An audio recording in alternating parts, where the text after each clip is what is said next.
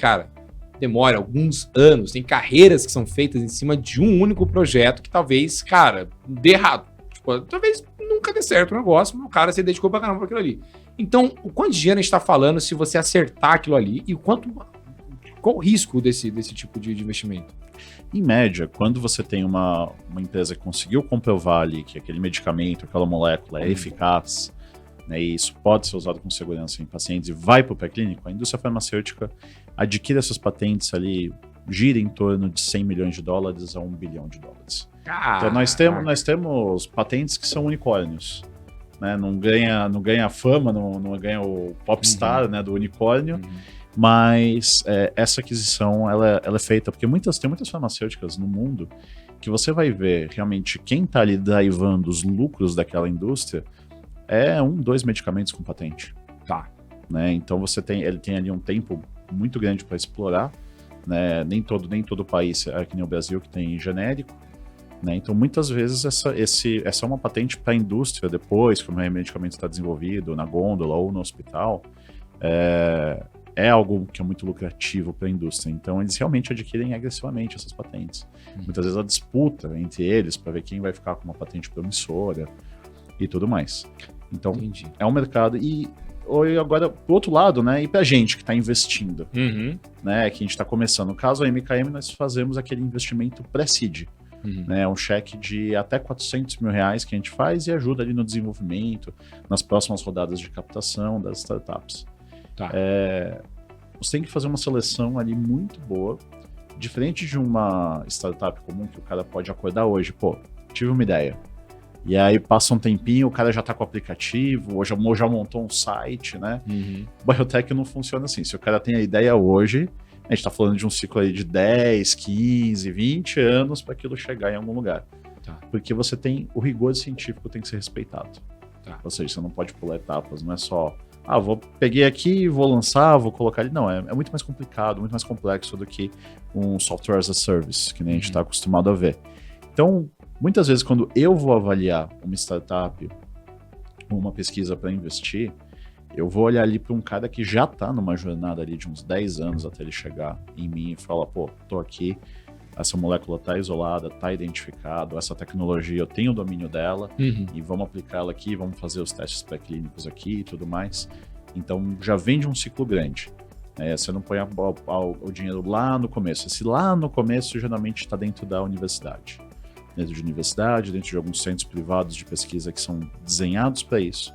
E aí quando essa pesquisa vai progredindo, aí ela chega num ponto legal para a gente investir e realmente apostar, e aí a gente faz esse pedaço muitas vezes do pré-clínico. Eu preciso do dinheiro para fazer os testes aqui antes de ir para os testes em humanos. Então é nesse pedaço que o Venture Science atua com mais força.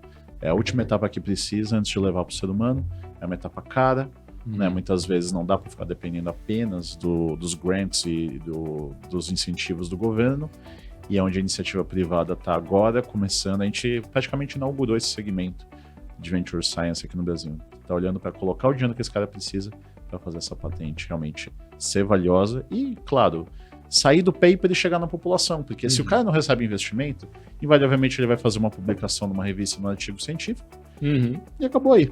E um forte abraço. Exatamente. Para você ter uma ideia, o Brasil, ele tem, se não me engano, ele é o 13º país no mundo, pode ter variado uma posição para cima ou para baixo, em produção científica. Nós somos a maior biodiversidade, somos o 13º no mundo em produção científica. E a gente só tem um medicamento até hoje totalmente registrado no Brasil. É uma patente, não é? É uma patente que é do veneno da jararaca, não é isso? Não. Achei que era do veneno. Tinha uma que era... Tinha um negócio do veneno da jararaca? Tem o Captopril. Captopril. Mas não é nosso isso. Então, não é totalmente registrado no Brasil. Apesar de usar o veneno da jararaca, ele foi registrado fora do Brasil. O pessoal veio pra cá, estudou, descobriu a molécula. Filhos da mãe, levaram a jararaca pra fora do Brasil. Exatamente. Qual que é o nosso aí? É de coração? Cor de coração? O nosso é um medicamento chamado Acheflan. Acheflan. Um anti-inflamatório. Tem uma carinha de músculo já isso tá, daí. Então, ele já tá... Meio cataflã, assim. Ele já faz o merchan no próprio nome da molécula, né? Acheflan, não precisa nem falar qual é o laboratório. Entendi.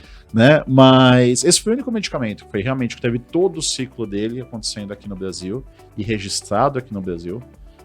E você tem, maior biodiversidade do mundo, 13º em produção científica, era para ter mais coisa acontecendo aqui.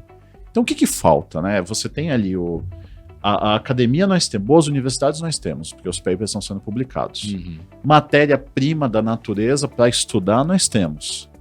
Né? Por que está parando na publicação científica e não está virando de fato um medicamento? Porque a gente acredita, falta investimento. Entendi. Falta investimento aqui para eu pegar esse pesquisador, dar o dinheiro que ele precisa e falar, completa seus estudos. Vamos levar isso daqui até isso chegar e ser uma patente valiosa. É muito mais fácil de você entender, né, o investimento no Uber, no Airbnb da vida, né, que a coisa está ali. Eu ponho dinheiro ali, faço marketing, vende e eu ganho dinheiro. É isso. Né, o jogo está dado. Biotech, você tem que ter no mínimo uma equipe técnica. E é isso que eu venho falando, pessoal de fundo, banco, sempre que eu tenho oportunidade de conversar, eu falo para eles, e aí, se eu chegar aqui com uma patente que vai valer 500 milhões e eu só preciso que você coloque 2 milhões de reais para poder completar os estudos. Então eu falo, é maravilhoso, mas hoje eu não sei por onde começar a olhar esse negócio. Né? Eu sei olhar faturamento, eu sei olhar números, eu sei olhar a planilha de Excel, né?